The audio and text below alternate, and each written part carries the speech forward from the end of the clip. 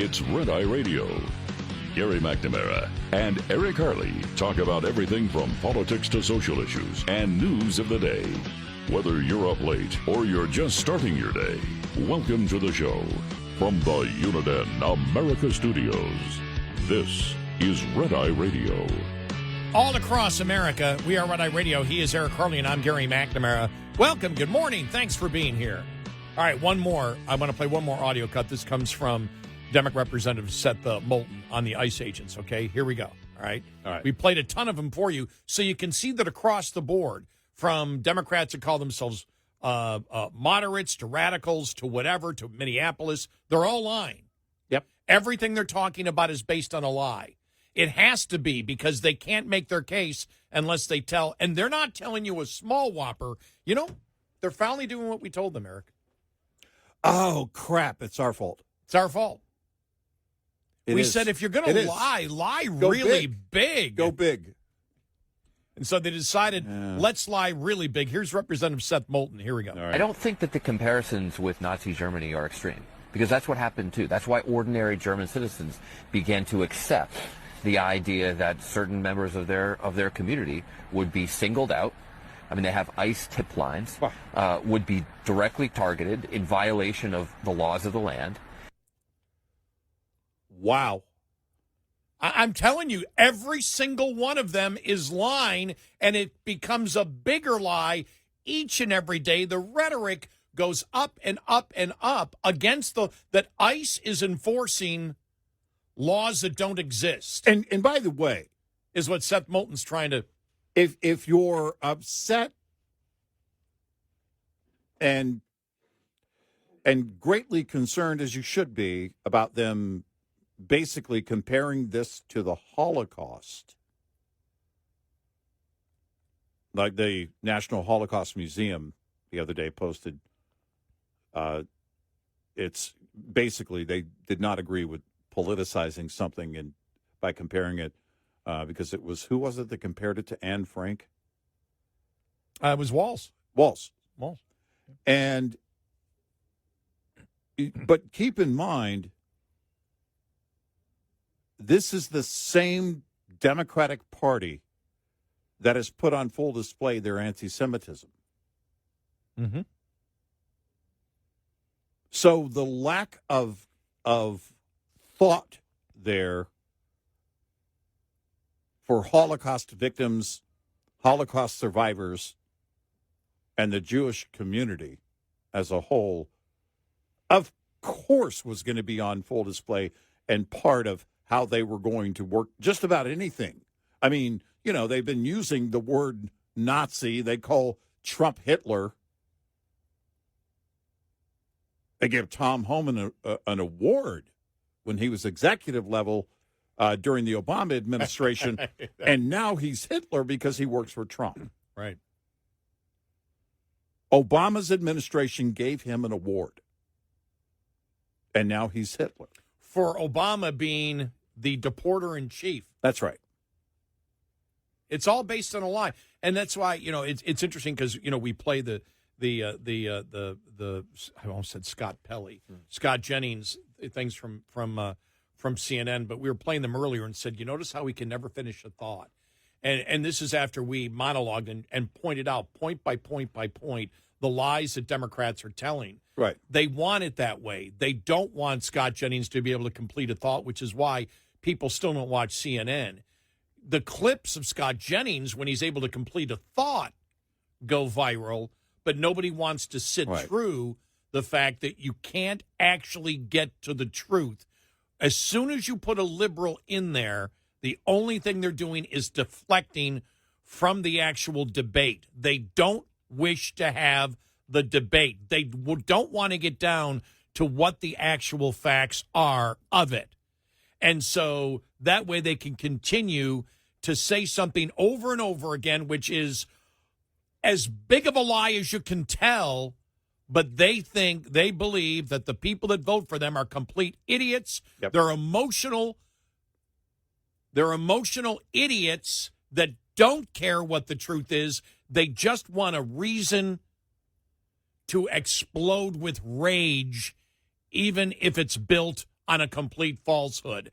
That's what you want, propaganda.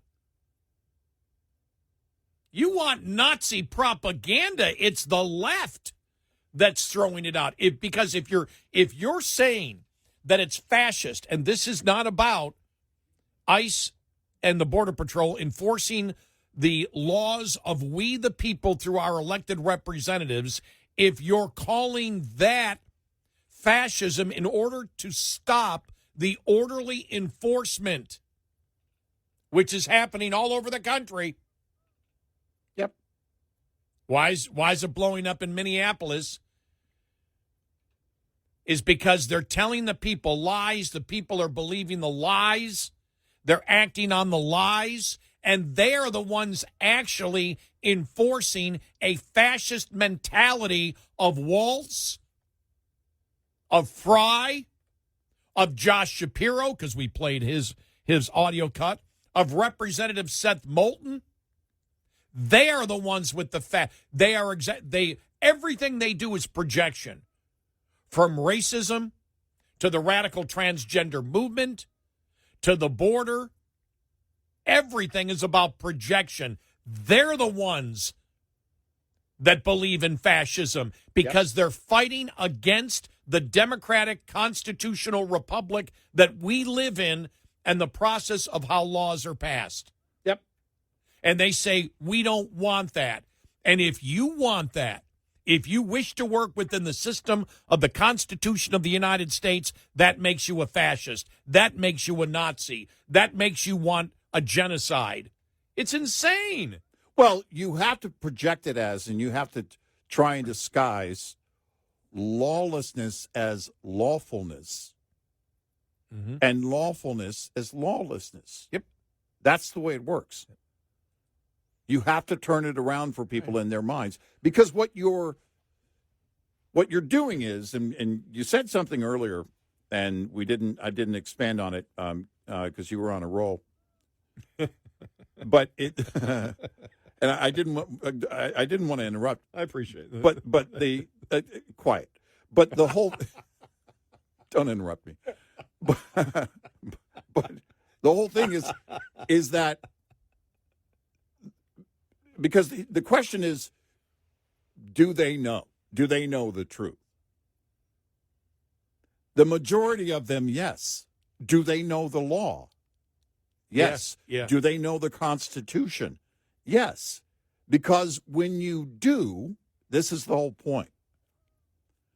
When you know the Constitution, then your effort to dismantle the Constitution becomes easier. You go in for the emotional kill if you're on the left, and this is what they've been attempting for years. The same with the law.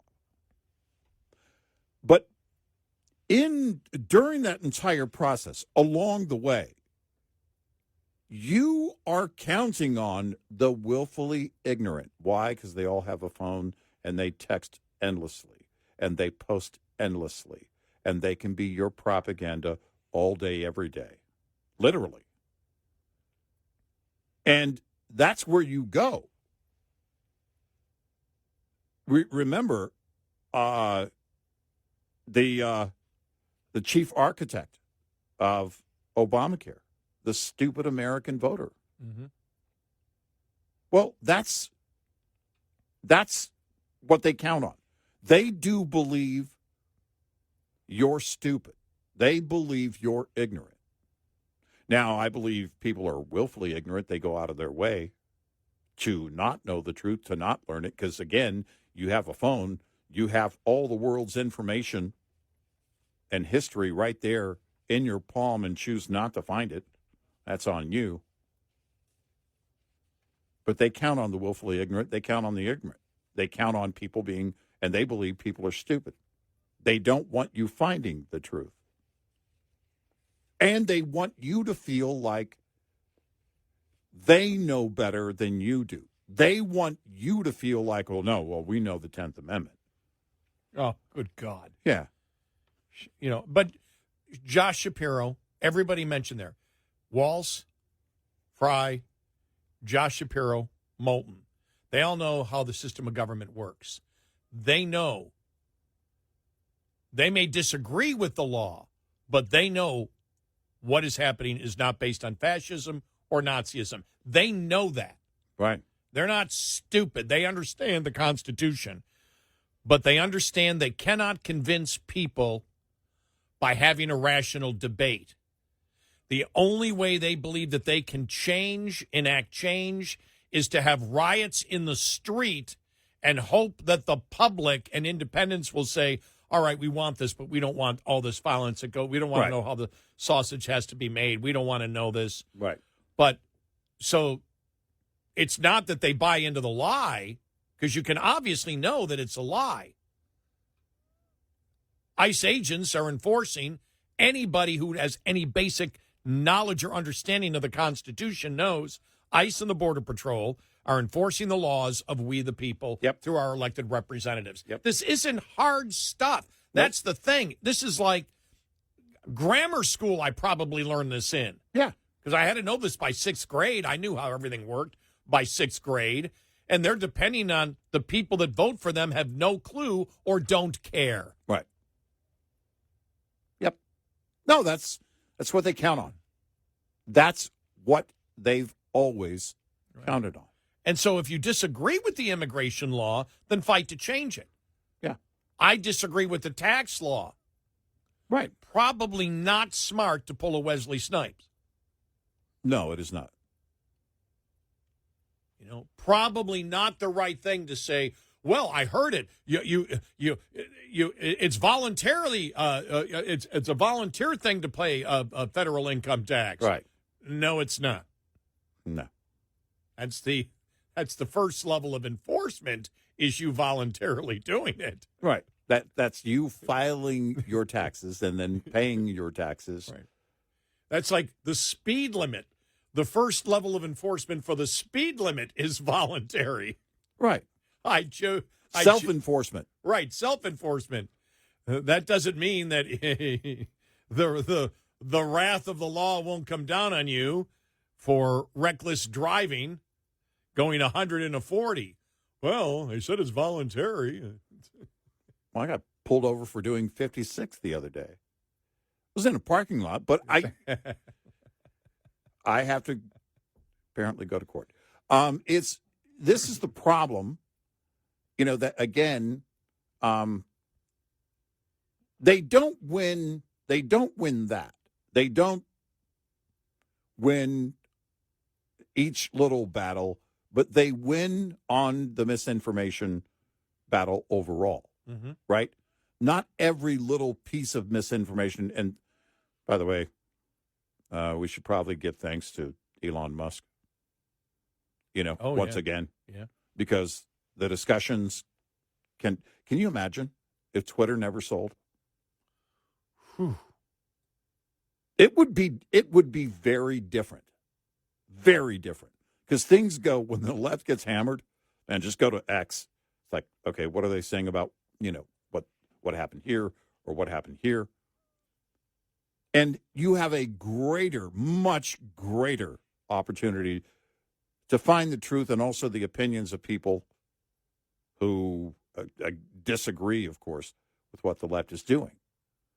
But that's the entire game relies on being wholly dishonest.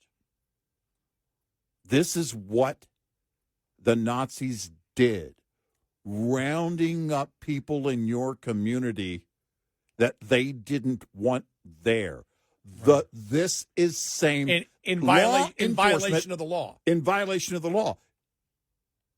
They want you to believe the Holocaust is the same as enforcing the law. Right. That the Holocaust is the exact same as the creation of a law under our constitutional system by the elected representatives of we the people is the same as the Holocaust in Nazi Germany. Right. That's what they're trying to sell you. Right.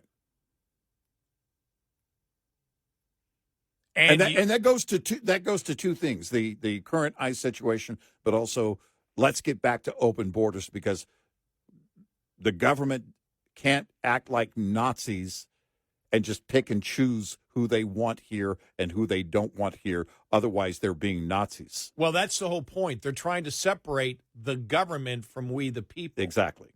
There's a government out there that's doing things against... No, they're not. Which is where they get to bring in the fascism thing. Right.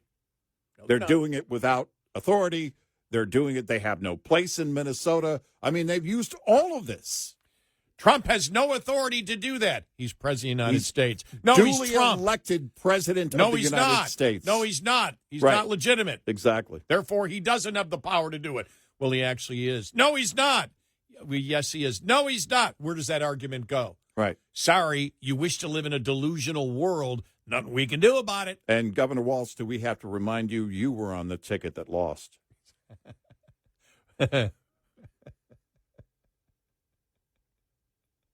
I still would have loved to see that phone call.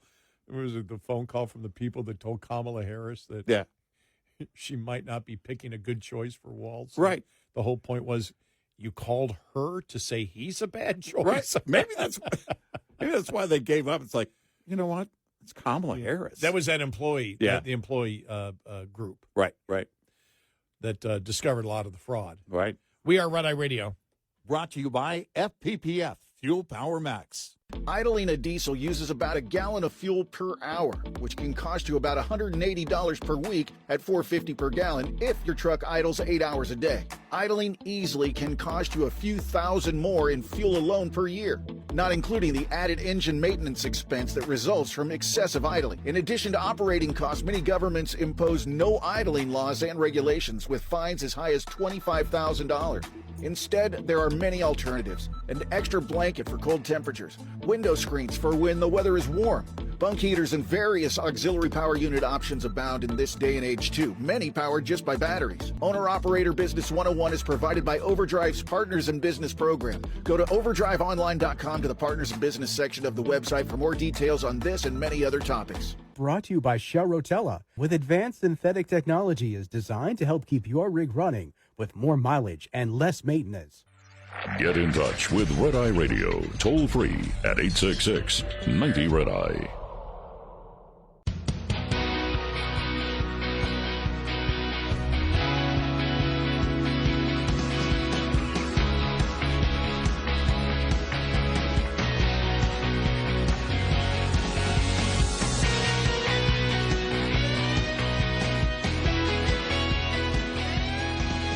We are Red Eye Radio. He's Eric Harley, and I'm Gary McNamara. Well, looks like nothing from the Fed coming up today, right? That's what's... Yeah, I don't think there will be a change in interest rates announced by the Fed, but it is coming up later today. 2 o'clock Eastern, Powell speaks 30 minutes later. And... But if you look at where the jobs are right now, you know, it's a pretty soft jobs market. We're not anywhere close to recession territory, but it's slowed down. It's pretty stagnant unless they have data that shows otherwise that's turning around. And we just haven't seen that in a jobs report yet. Then you would think that they would move another quarter of a point, but I don't expect that. I don't expect anything from them in terms of any move right now. We'll see. Well, you saw the consumer confidence index, right? Yeah. Lowest since 2014. Yep. Well, I mean, you look at that. You look at the, everything that's going on again with the jobs report, and it falls right into what Powell has been saying that the board discusses. You know, this is the moves we make and why we make them. But I don't expect them to lower rates today. We'll see.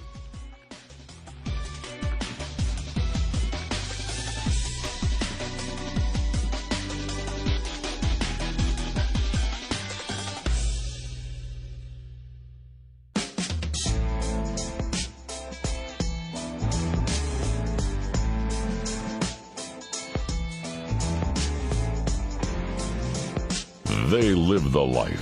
They walk the walk. Gary McNamara and Eric Harley. Red Eye Radio. And he's Eric Harley, and I'm Gary McNamara. Welcome and good morning. Yeah, the Trump will throw a fit if the Fed doesn't lower rates somehow today. Yeah, we'll see. Well, and the reason I say that, I mean, being out in Iowa yesterday, and the consumer confidence numbers came in worse than they were during the pandemic. Yeah, right. Steep drop. Consumer confidence index fell 9.7 points in January from a revised December.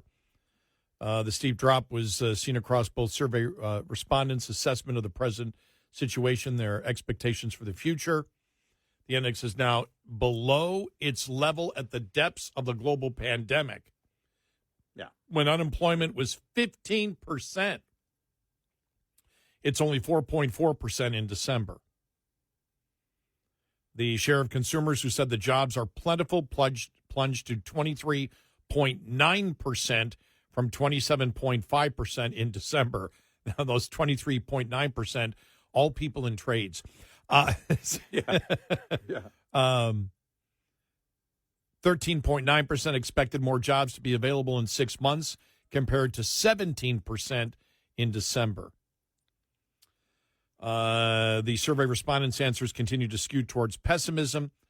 I don't know AI's role in this right now. I can't tell you. I mean, because they mentioned, well, AI may be, and it might be. I don't know of anybody who's quantified that yet. Have you?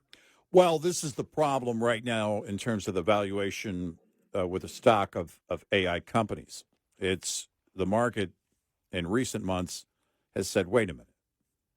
We don't know if your projections are on target because, we're not seeing this return, and we don't know where you come up with these numbers, basically telling these companies, we believe your stocks are overvalued, and you saw some investors pulling back. Stocks and the NASDAQ have done well right now. NASDAQ futures doing pretty well, and also yesterday it did very well, it counter to what the Dow did. The Dow lost 400 points, whatever it was, and the NASDAQ went up, had an actually decent day. And so the tech stocks on the NASDAQ, they go back and forth. And everything is so fickle in that sector right now. And I think it's largely due to AI because nobody knows where to put that. I saw some analysis when we were over the weekend, and it was a lot of it was saying basically what I've been thinking as a layman. All right. Is there, because the first thing on AI is, all right, are the robots going to take over? Don't go in there. There's a bomb in there. It's, follow me if you want to live. But it's, it's the stuff that we do take from movies and the fear there. And that becomes a fear. I think that's a greater fear on a government level if the government is using AI integration into, in anything of what they're doing, that our privacy and rights could be violated down the road, and there's a great potential there. But in terms of what the consumer wants from AI, right now it's, hey, draw a cute picture of a cat sitting next to a rose garden.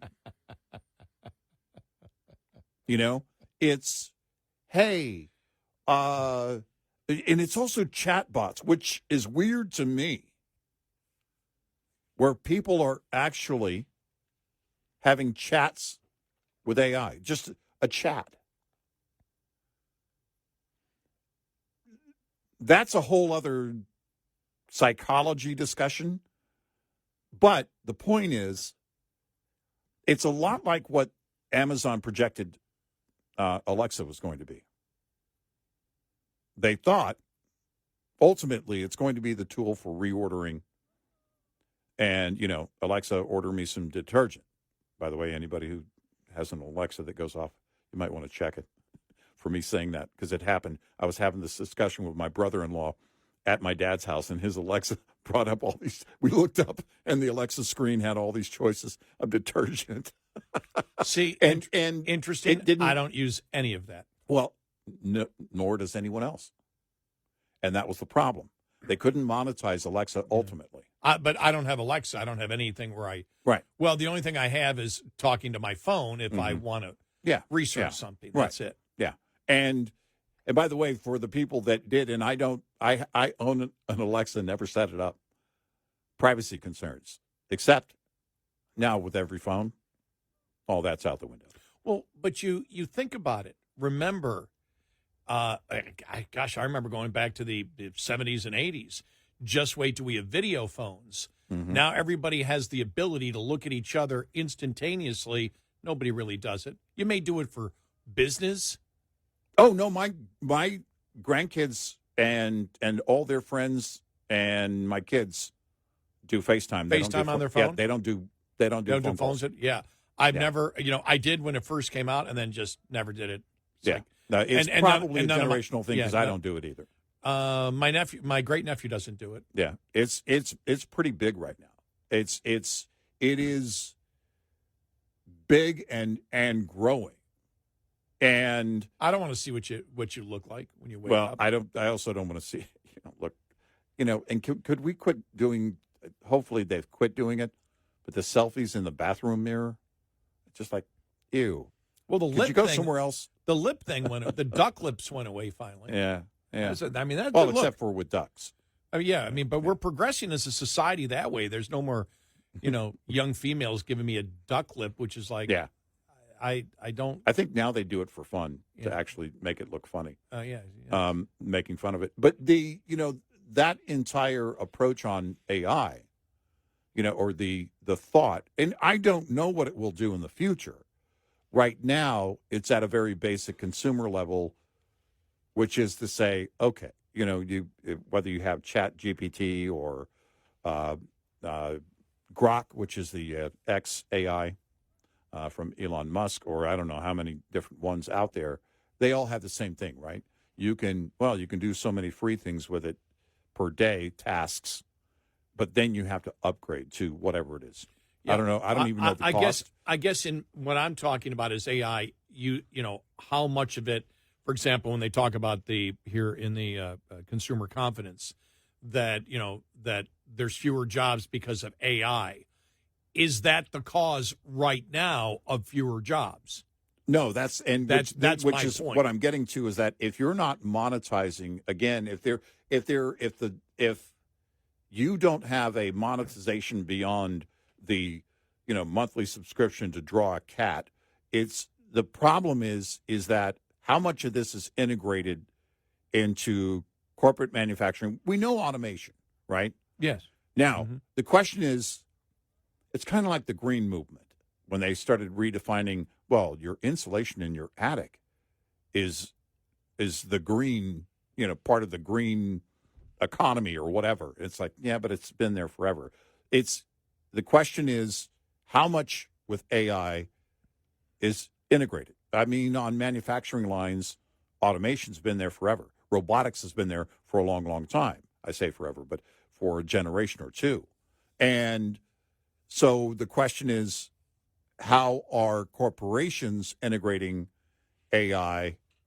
And show me that direct line from we integrated AI starting in, 2023, and now we've reduced our workforce by this many people. I want to see some hard numbers before I start blaming it.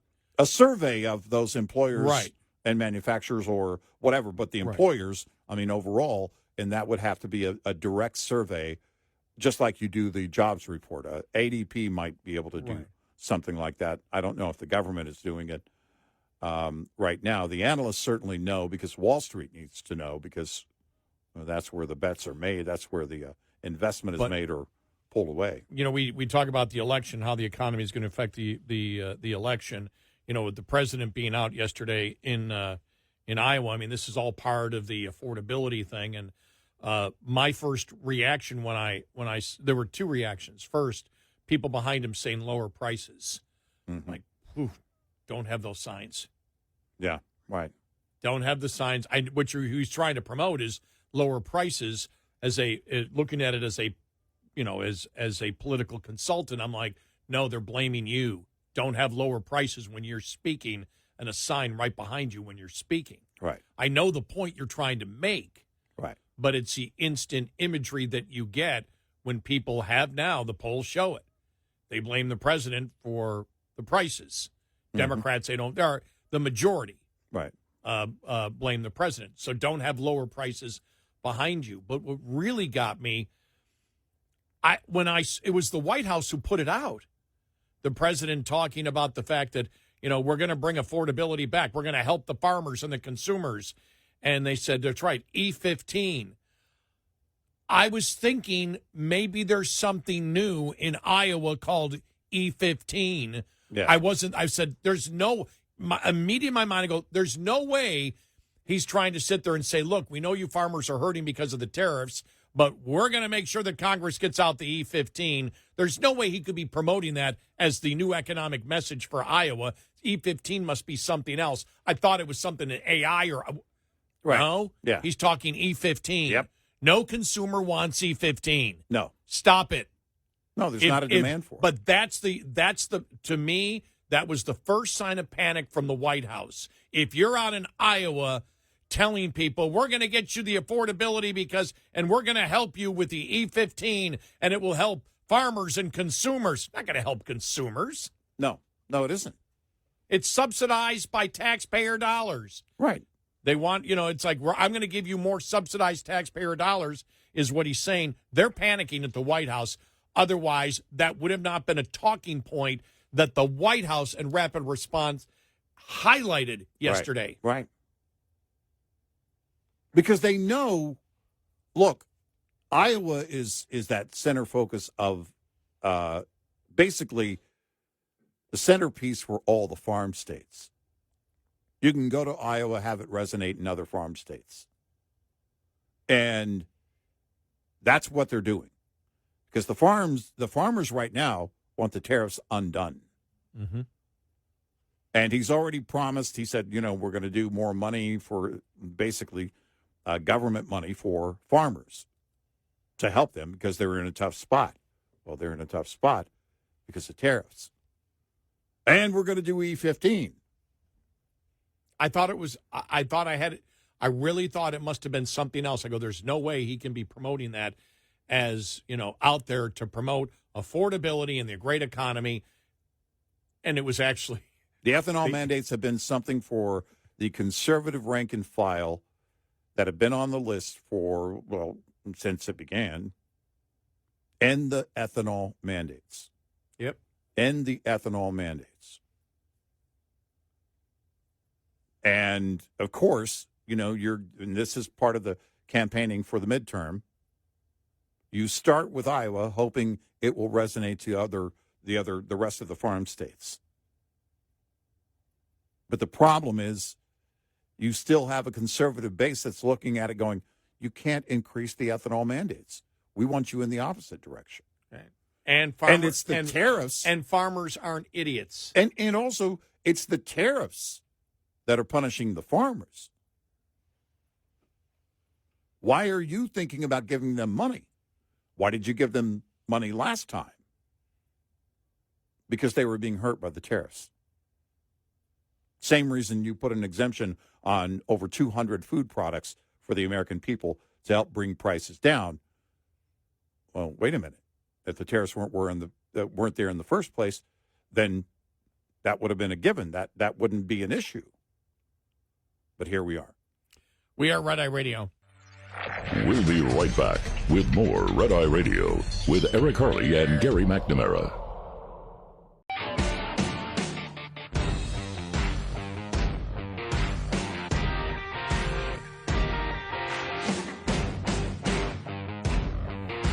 We are Red Eye Radio. He's Eric Harley and I'm Gary McNamara. Oh, I forgot to tell you, I did see the ad the other day. The guy who's running for Texas Attorney General, Mays Middleton, I saw because I was saying, I haven't seen the ads where he's saying MAGA Mays Middleton. And then I saw the ad the other day against Chip Roy. And the ad makes Chip. You would think that Chip Roy is AOC or Ilhan Omar. Yeah. I mean, it was just, Yeah. oh, my. And I haven't seen any Chip Roy ads, though. Hmm.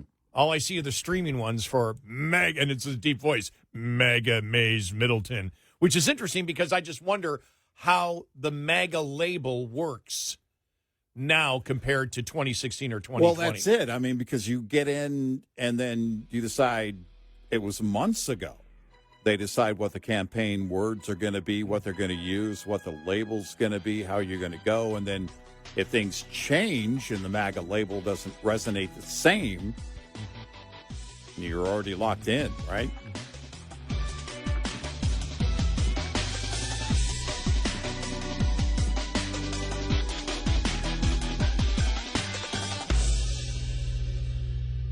This is Red Eye Radio on Westwood One.